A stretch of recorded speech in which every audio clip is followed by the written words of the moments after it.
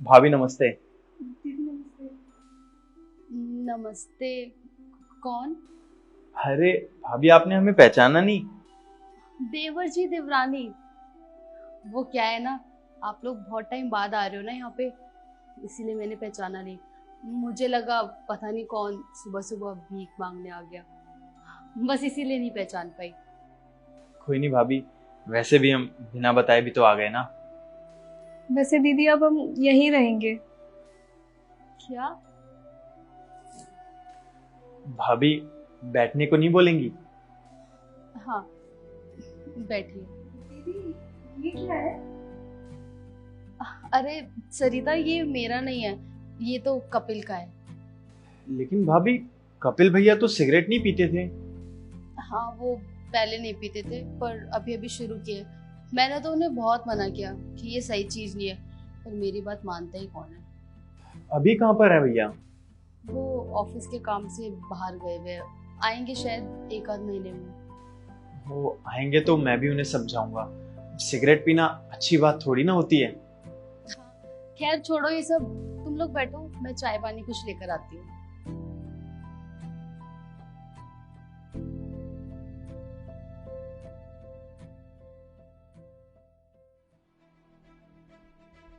सुनो, कल से तुम्हें काम पे आने की कोई जरूरत नहीं है। वो क्या है ना, मेरे देवर और देवरानी आए हुए, अब मेरे घर में रहेंगे और मुफ्त की खाएंगे। कुछ तो काम करना पड़ेगा ना उन्हें। ये लो अपने पैसे और कल से मत आना।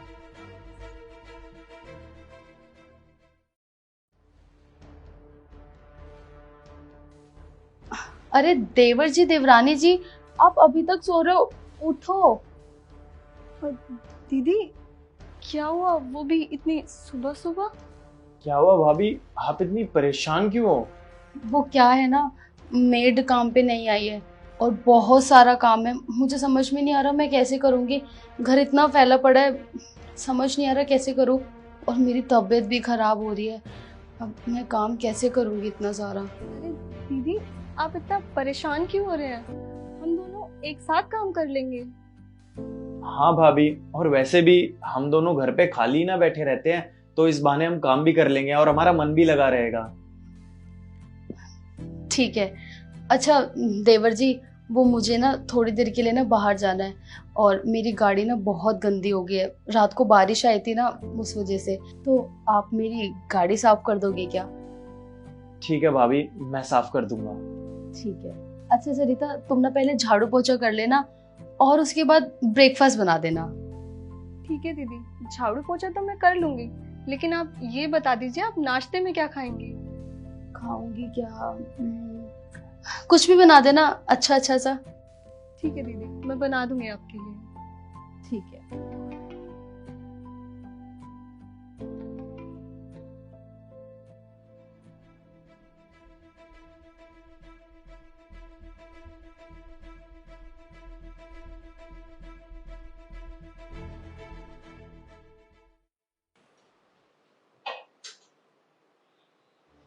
सरिता, हो गया?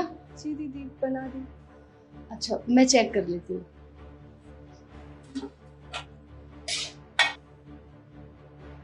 सरिता, ये कितनी पतली दाल है, देखने में अजीब सी लग रही है, खाने में कैसी होगी? तू इसको सही कर देगी क्या? जी दीदी मैं दोबारा बना दूंगी। जल्दी जल्दी करना थोड़ा, देख बर्तन भी पड़े हैं और फिर तुझे झाड़ू पोछा भी करना है। ठीक है दीदी। तू फटाफट से ये कर ले, फिर मैं बाकी के काम बताती हूँ।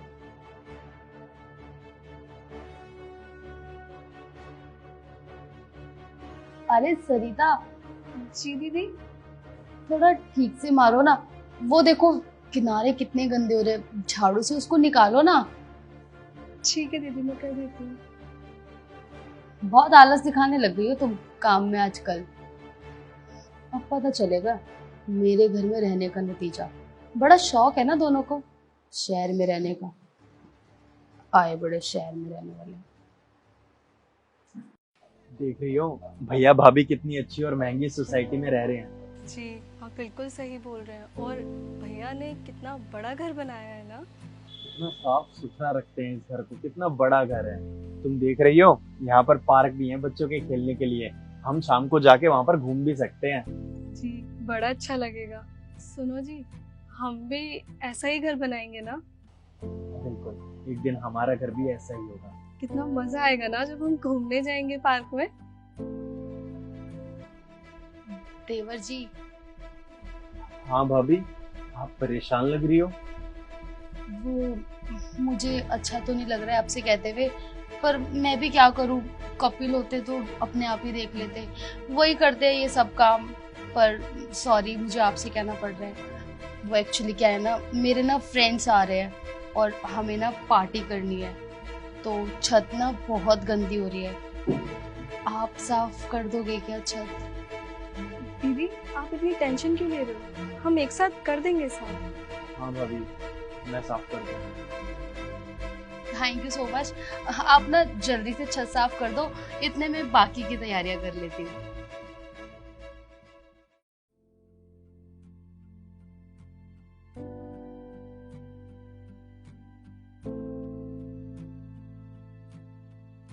कितनी गर्मी हो रही है ना। जी हाँ, गर्मी तो बहुत हो रही है। लेकिन क्या करे, भाभी की पार्टी भी बहुत इम्पोर्टेंट है, तो सफाई तो करनी पड़ेगी। जी हाँ, एक काम करते हैं, जल्दी जल्दी कर लेते हैं, फिर नीचे चलते हैं। सही कह रही हो, जल्दी जल्दी करते हैं।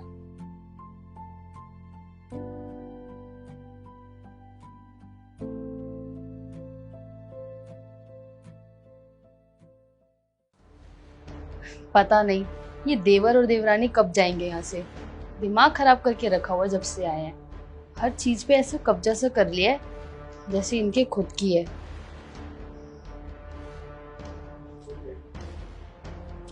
पापा का फोन इस टाइम। हेलो, नमस्ते पापा जी, कैसे हो? मैं ठीक हूँ बेटा। क्या हुआ पापा जी, आप परेशान लग रहे हो? बेटा क्या बताऊँ, वो आज है ना हमारी दुकान में आग लग गई। क्या? दुकान में आग लग गई? पर कैसे? बेटा पता नहीं, वो कह रहे हैं कि शॉर्ट सर्किट हुआ था और उससे दुकान में आग लग गई और सारा सामान जल गया। बहुत नुकसान हो गया बेटा। Oh shit. बेटा तेरे से एक बात करनी थी। हाँ पापा जी बोलो। बेटा मैं ये कह रहा था कि मुझे ना कई देनदारों के पैसे देने हैं और बैंक वाले भी तकाजा कर रहे हैं, तो कपिल से कह के कुछ पैसे दिलवा सकते ठीक है पापा जी, मैं बोलती हूँ कपिल को, वो जरूर कुछ ना कुछ करेगा। ठीक है बेटा। ठीक है कपिल।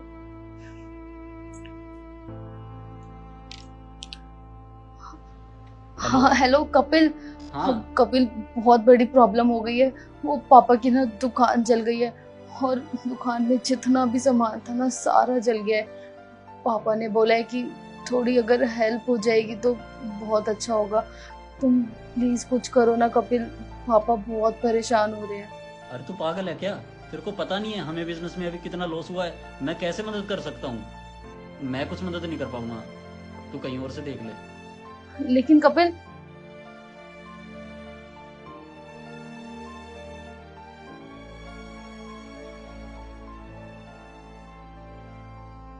मैं क्या करूं? इतने सारे पैसे मैं कहाँ से लाऊंगी? कपिल ने तो साफ मना कर दिया और मेरे पास तो कोई सेविंग्स भी नहीं है। भगवान जी प्लीज आप कुछ करो।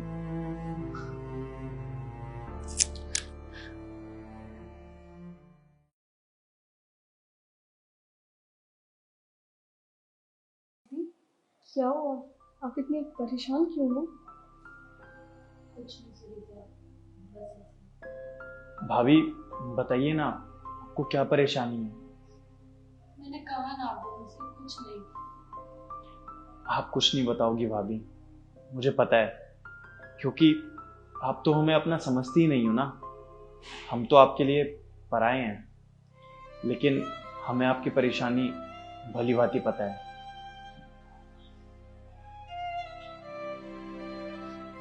हमें पता है कि आपको पैसों की दिक्कत है और अभी आपको अपने पापा के लिए पैसे चाहिए, और ये हम दोनों की आज तक की सारी सेविंग्स हैं। ये आप ले लीजिए और अपने पापा की मदद कर दीजिए।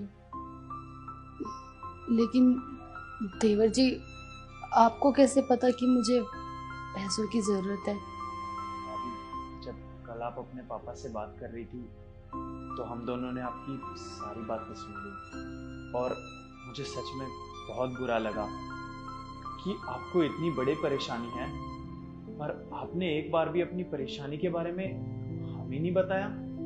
आपने हमें अपना समझा ही नहीं। आपको क्या लगा हम आपकी मदद नहीं करते? आप एक बात बताइए, अगर कल को हमें किसी चीज में किसी मदद की जरूरत पड़ी तो क्या हम आप लोगों से मदद नहीं मांगेंगे?